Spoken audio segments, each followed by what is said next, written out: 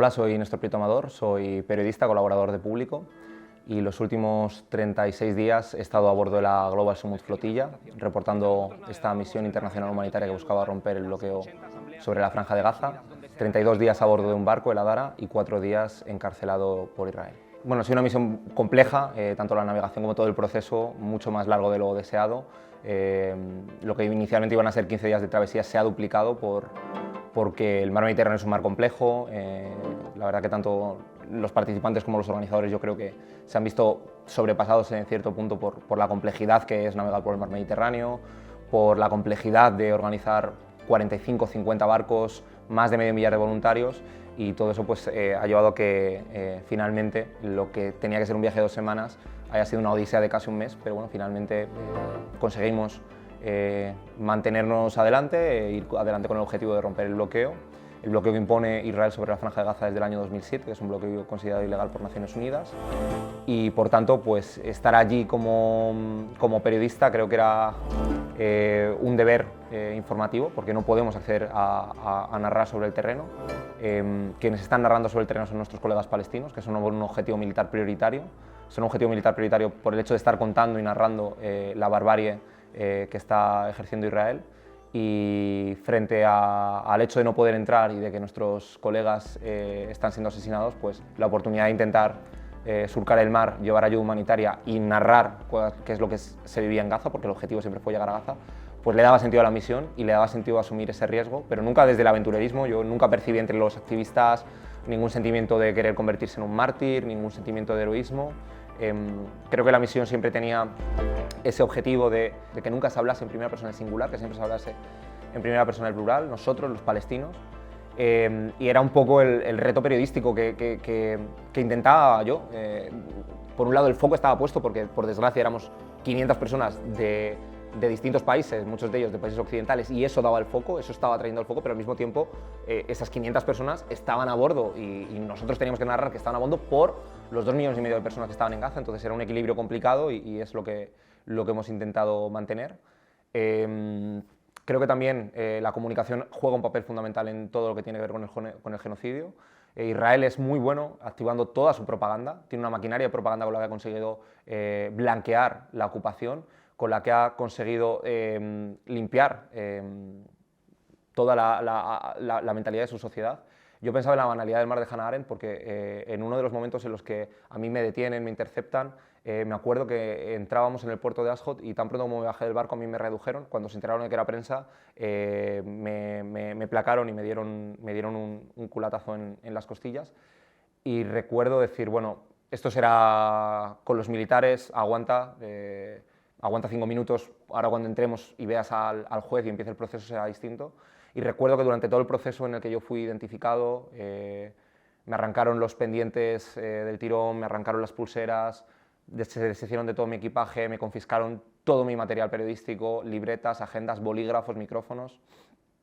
Dije, bueno, esto será mientras esté con el ejército, pero me acordaba de la banalidad del mar porque lo que me pasó lo vio la gente de aduanas, lo vio los técnicos del ministerio, lo vio el personal civil que estaba en el puerto, lo vio la prensa israelí, y todo el mundo parecía que había un acuerdo, ¿no? Y una especie de connivencia entre todos para decir, bueno, no nos gusta, quizá alguno miraba con un poco más de recelo, pero no lo cuestionaban.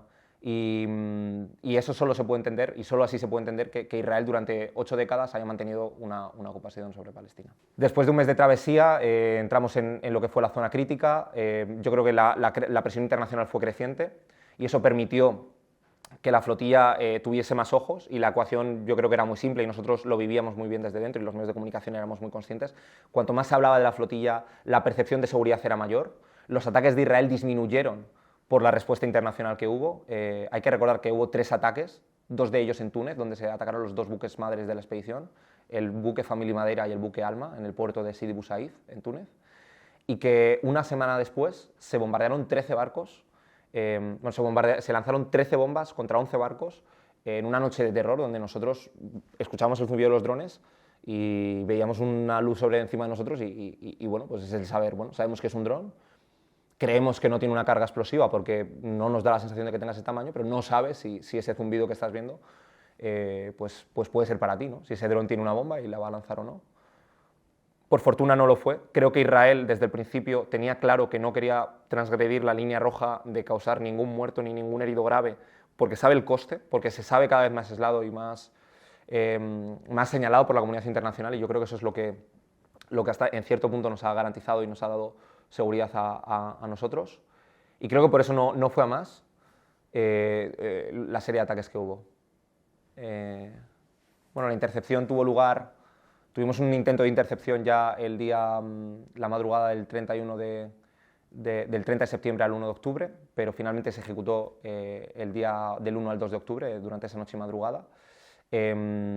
Justo cuando entrábamos en la zona, la llamada zona de exclusión naval israelí, que son las últimas 200 millas náuticas antes de llegar a Gaza, y que también era la línea roja hasta donde habían advertido los gobiernos de Italia, Turquía y España que llegarían con sus fragatas para hacer tareas de apoyo y de rescate. En ningún momento las fragatas nos comunicaron que iban a hacer una tarea de acompañamiento, de garantizar que llegásemos con seguridad al puerto, de liderar la expedición. Sabíamos que su objetivo siempre fue una tarea de rescate, pero realmente ese rescate no era útil, porque nosotros no esperábamos que Israel atacase a 200 millas de Gaza, esperábamos que pudiese realizar una intercepción cuando nos acercásemos a la costa, o que si atacaba fuese muy cerca.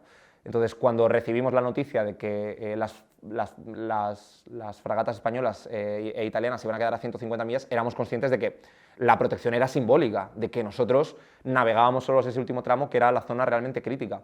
Entonces llegamos a los últimos 2 días de navegación con una sensación de incertidumbre total, de pensar que en cualquier momento podía ocurrir algo. Hubo una calma que precedía a la tormenta. Me acuerdo del último día de navegación de escribir las crónicas, de hablar con mi familia, con los directores, con los productores, con todo el mundo, tratar de ordenar el trabajo y decir, bueno, hoy no estoy ni viendo drones, ¿no? O sea, eso es porque vienen esta noche. Y esa noche vinieron.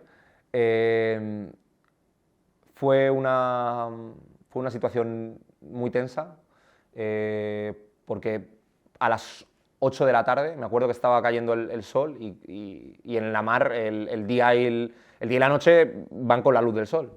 Entonces, tan pronto como se iba el sol, muere un poco la vida en el barco, se activaban las guardias, y me acuerdo que estaba yo haciendo de traductor, yo era el traductor un poco extraoficial del barco, y estaba traduciendo al capitán, y me acuerdo que antes de acabar la reunión, simplemente decir, bueno, todo el mundo esté preparado, nos acaba de entrar un mensaje por el grupo, tenemos 12 barcos viniendo hacia nosotros, no identificados, están a 7 millas, están a 6 millas, están a 5 millas, activamos el protocolo, todo el mundo con el chaleco, a la proa del barco, y en ese momento no te da tiempo a actuar racionalmente, tienes interiorizado el protocolo, tienes interiorizado lo que le quieres decir a tus padres, tienes claro lo que quieres escribir, tienes claro lo que le quieres decir al editor para que salga, pero todo va muy forzado y muy rápido, y en cuestión de 1 hora y media estuvimos encima ya de ellos, de un gran buque de la Armada israelí que ejerció de buque madre. A partir de ahí salieron distintas lanchas rápidas y pequeños barcos militares que realizaron la intercepción una a una. Fue una intercepción que se prolongó desde prácticamente las 9 de la noche, hora local palestina, hasta las 7 y media de la mañana, es decir, durante todo el día. Fueron interceptando barco a barco, eso dilató mucho el proceso. Estamos hablando de que en el momento de la intercepción éramos 45 barcos con 493 voluntarios de 46 nacionalidades, lo cual dimensiona mucho lo que representó la flotilla. Fue un asalto violento, rociaron los barcos con agua, con sustancias químicas irritantes que generaban algo de picor y de ardor. Todo eso se pudo ver en la cámara, pero bueno, nosotros sabíamos que lo grave empezaba en el momento en el que entrasen en el barco, porque se apagaba la información. Durante 30 días habíamos estado escribiendo una crónica diaria, la gente en público podía leer cómo estábamos, ponía caras, nombres, sabía lo que estaba ocurriendo, pero hubo un momento en el que llegan los soldados, entran en el barco, nos apuntan con fusiles de asalto. Recuerdo perfectamente que nos estaban encañonando con la luz y esa sensación de estar cegado y al mismo tiempo no querer cerrar los ojos para ver qué ocurría, pero que no hicieron nada hasta que arrancaron las cámaras de los barcos y cortaron el sistema de GPS, lo lanzaron por la borda, y también arrancaron los sistemas de internet satelital. Solo cuando hacen eso, solo cuando ciegan completamente el barco, proceden ya a dirigirse a nosotros, nos hacen un primer cacheo que no es excesivamente violento ni agresivo, nos meten dentro del barco, nos impiden comer, beber durante unas 24 horas, tardamos unas 20 horas desde que somos interceptados hasta llegar al puerto de Ashdod, en Israel. Durante esas 20 horas permanecemos encerrados en los camarotes del barco sin poder beber, sin poder comer. Israel nos daba agua, siempre que nos daban agua encendía las cámaras corporales en un ejercicio también de propaganda para decir, bueno, nosotros les cuidamos, les tratamos, ¿no? Nosotros pedimos poder comer de lo que había en el barco porque bueno, teníamos precedentes de que en otras flotillas también se había dado comida en mal estado, nos dieron comida en mal estado en las cárceles, o sea que era una cosa bastante lógica.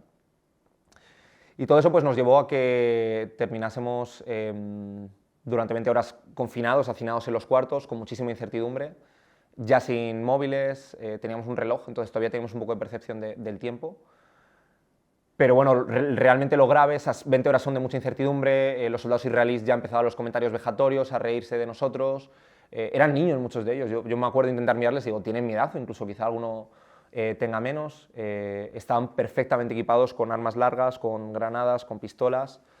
Yo conté, me acuerdo que estaba obsesionado por intentar ver el máximo número de detalles para poder documentar y trasladar todo, yo conté una unidad, porque se desplegaron por unidades, de 12 soldados que entraron en mi barco, tenían identificado en el chaleco en la parte superior Marum Dolphin, que era el nombre de la unidad de élite que estaba saltándonos, y tenían numerado sobre el hombro izquierdo los números del 1 al 15. Yo no conté 3 números, no conté el 4, el 7 y el 12, pero el resto de números lo conté, por lo tanto tuvimos 12 soldados con nosotros para 23 miembros de una tripulación desarmada. Teníamos que haber lanzado nuestros trípodes, lanzamos los cuchillos de la cocina, lanzamos las barras de metal, las herramientas del barco para que en ningún momento pudiese escalar.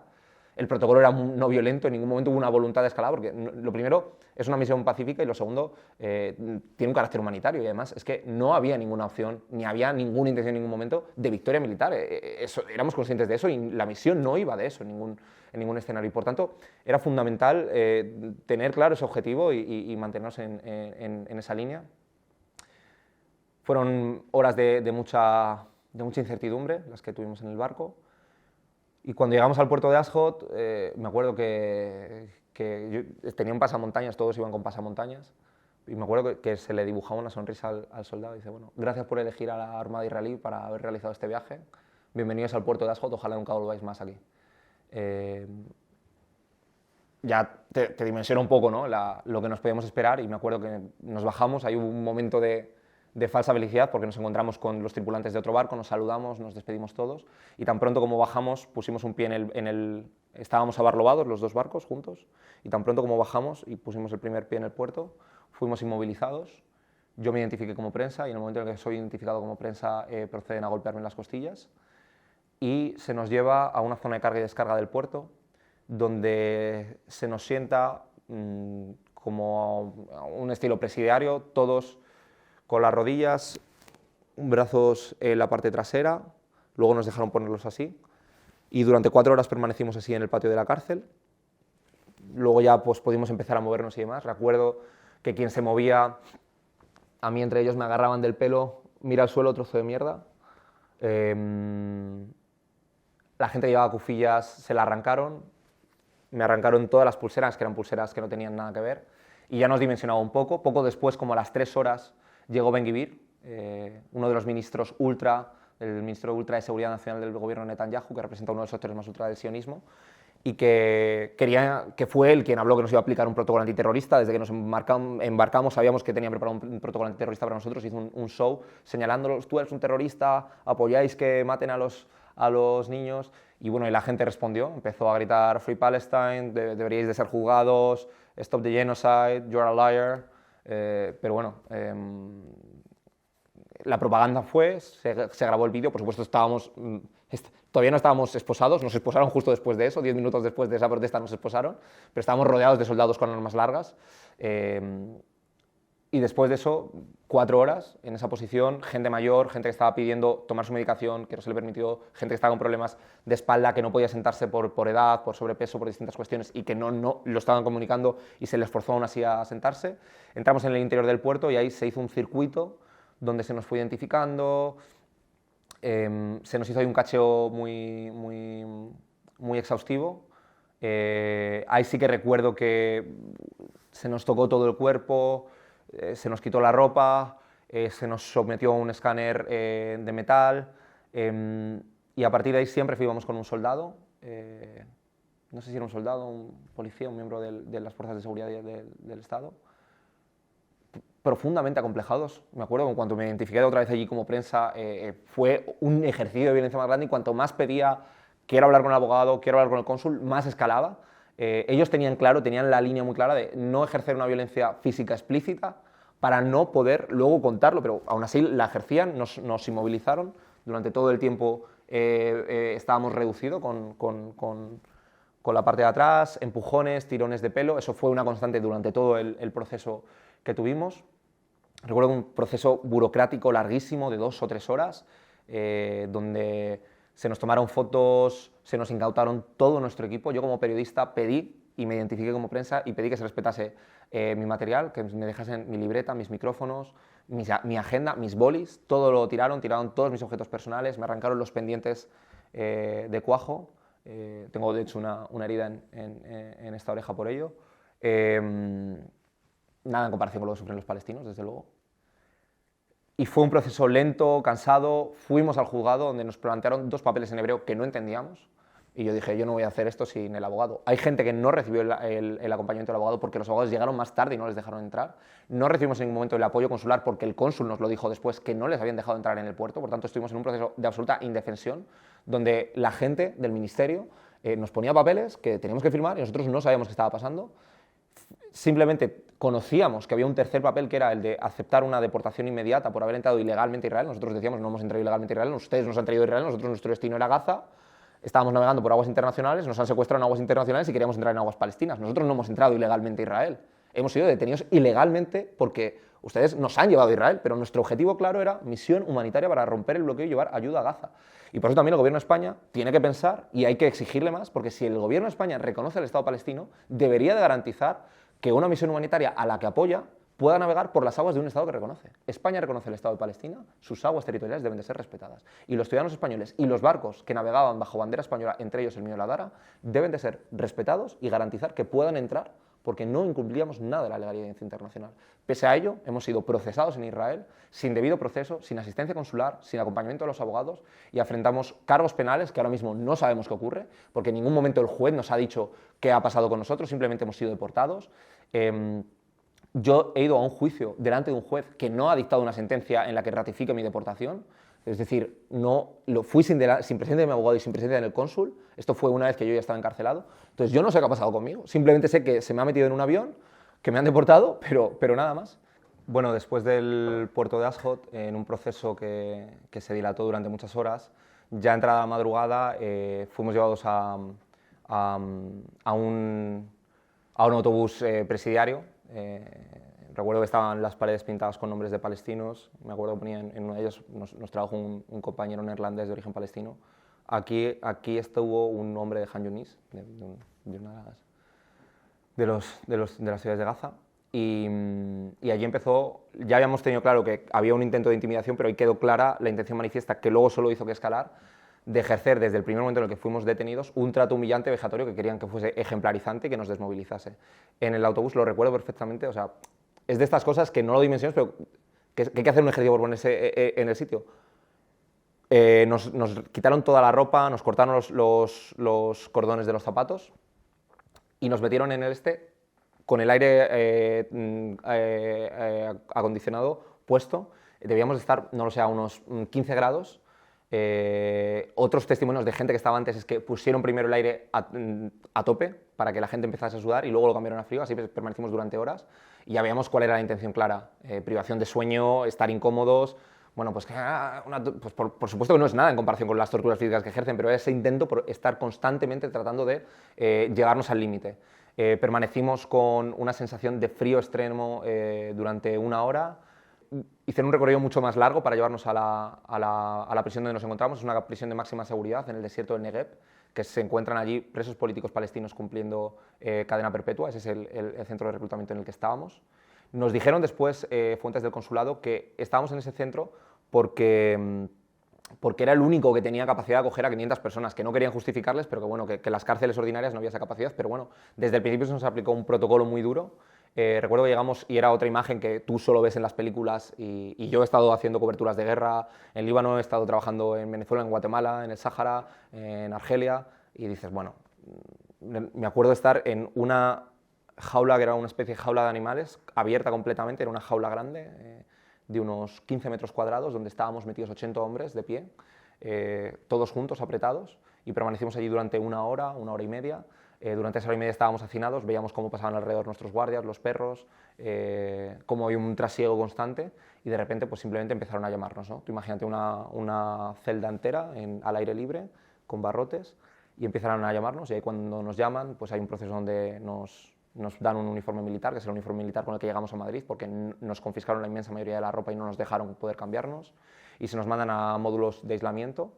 En concreto nosotros estábamos en los módulos 9 y 10, los hombres, las mujeres estaban en un módulo donde cuentan que en el patio había una foto que ponía bienvenidos a la nueva Gaza, y aparecía Gaza completamente arrasada por las bombas.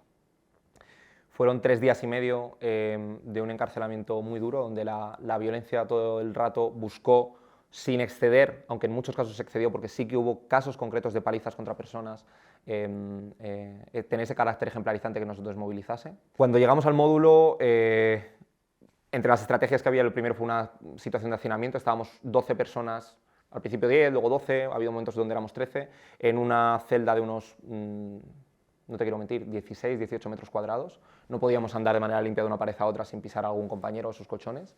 Eran colchones que, bueno, por lo menos eran colchones, porque tenemos conciencia de que los presos palestinos no tienen de unos 2, 3 dedos de grosor. Desde el primer momento aplicaron una política de privación de sueño.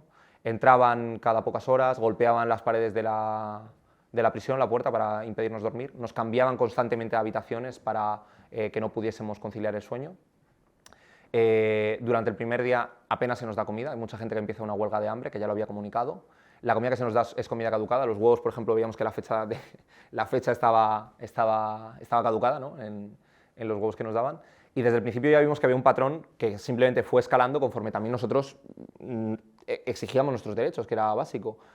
Pedimos agua potable, no había agua, recuerdo abrir el grifo del baño y que salía agua marrón, y ese es el agua donde estuvimos bebiendo durante todo este tiempo. Hubo personas con problemas gastrointestinales severos, porque no tuvimos acceso en ningún momento a agua potable, no tuvimos acceso en ningún momento a asistencia médica.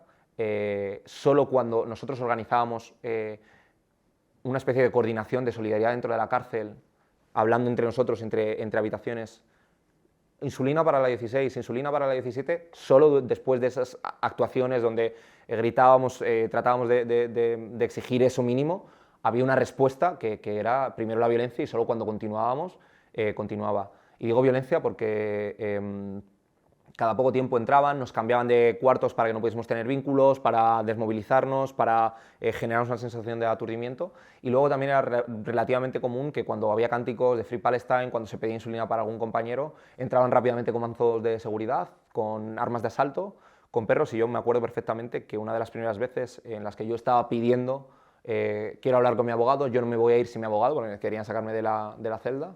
Recuerdo perfectamente que llegó un soldado israelí, sacó el fusil, encendió la linterna y el puntero, noto un primer destello de la linterna dándome en los ojos, y lo siguiente que veo es como una luz verde, y veo que era una luz verde que me estaba apuntando a la cabeza. Me aparto y veo como el puntero verde recorre a todos los compañeros de la habitación, y es el puntero del arma de fuego. Y esa situación de intimidación, que la primera vez te sorprende, fue un criterio y un patrón que estuvieron utilizando de manera sistemática cada vez que escalaba, y que entraban con nosotros con un perro, con bozal, lo paseaban por la habitación, amedrentaban y te señalaban.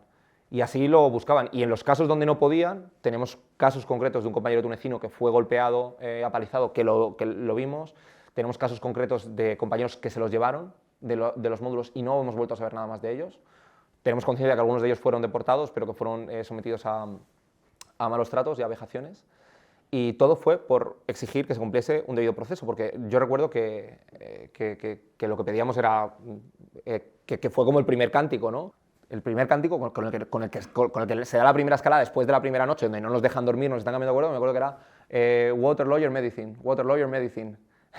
Agua, abogado y médico, agua, abogado, médico, agua, abogado, médico. Y la primera reacción, ya cuando ves que entran y te apuntan con el puntero, se genera la sensación. Pese a ello, yo debo decir que la gente se mantuvo muy entera, que en todo momento también teníamos esa percepción, porque lo sabíamos, que Israel no teníamos conciencia ni del tiempo, porque estamos en un módulo donde estaba tapada la luz natural, entraba un poquito a través de la rendija, veíamos a través de de los barrotes de la cárcel y nos asomábamos y esa era un poco la comunicación. Intentamos enterarnos de la hora cuando sacaban a alguien para hacerle un cacheo, cuando lo cambiaban de habitación, mirad los relojes de los guardias y así nos intentamos dimensionar el día, pero pese a todo pues, nosotros manteníamos ese ánimo y en todo momento pues, éramos conscientes de que Israel nos quería deportar, porque desde el principio incluso algún guardia te lo decía, no, os vais a ir, porque sabíamos que la presión internacional era muy alta, no sabíamos qué estaba ocurriendo fuera, teníamos esa voluntad.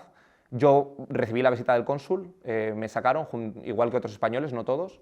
El cónsul nos dijo que la presión estaba siendo alta, que tenían intención de sacarnos a todos porque la presión estaba siendo muy alta, pero también, y esto es fundamental y explica todo el relato, Israel ha querido hacer ese trato ejemplarizante y tratarnos como terroristas porque tenía esa voluntad explícita de ser ejemplarizante y de alimentar a su opinión pública, y vuelvo con esa idea de la banalidad del mar. Hay una sociedad que ha sido criada en esa lógica, y Ben Gvir, que se paseó después también por la cárcel, aunque yo no lo vi, tenían esa necesidad de justificar ese relato interno, de tratarnos como terroristas, de lanzar ese discurso, y por tanto era perfecto para ellos que por mucho estuvimos 4 días, porque saben que no podíamos estar más, porque la comunidad internacional está sobre ellos, esos 4 días pudiesen decirle a su gente, aquí nadie se sale de rositas, estos son terroristas de Hamás y nosotros vamos duros contra ellos.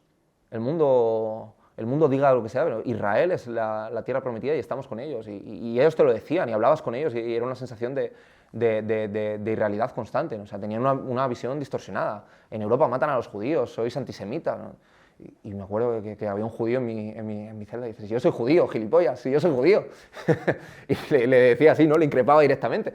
Y era una sensación, bueno, sabemos que somos ciudadanos internacionales, sabíamos que la presión internacional era muy grande, teníamos esa sensación porque era ese pozo que nos había quedado en los momentos antes de la intercepción y decimos, nos van a liberar y por eso podemos tensar. Pero lo que nos decía otro compañero mío del barco, Jordi, dice, yo la sensación que tengo es que si fuésemos palestinos nos habrían asesinado ya. Y yo esa sensación la tengo también. Si no nos asesinaron es porque somos ciudadanos internacionales y solo por eso creo que como periodista ha merecido la pena la flotilla. Creo que si somos capaces de abrir un poco más la grieta y de agudizar esa contradicción, hay que hacerlo. Y creo que eso también pasa porque, lo primero de todo, mandar ese mensaje de apoyo a nuestros colegas palestinos que están informando desde el terreno, y lo segundo, exigir al gobierno de España que tome medidas contundentes y garantizadas. Yo, desde luego, como profesional de la información, no lo sé. A mí me gustaría poder ir a Gaza a informar, pero lo que tengo claro es que hay un movimiento que no va a parar. Y en ese movimiento, que va a haber más flotillas, Israel puede responder. La cuestión es qué va a hacer la comunidad internacional. Creo que la flotilla ha sido útil si ha servido para que un poquito más de ojos miren a Gaza, porque está claro que es triste, pero cuantos más ojos miraban, menor era lo explícito de la violencia.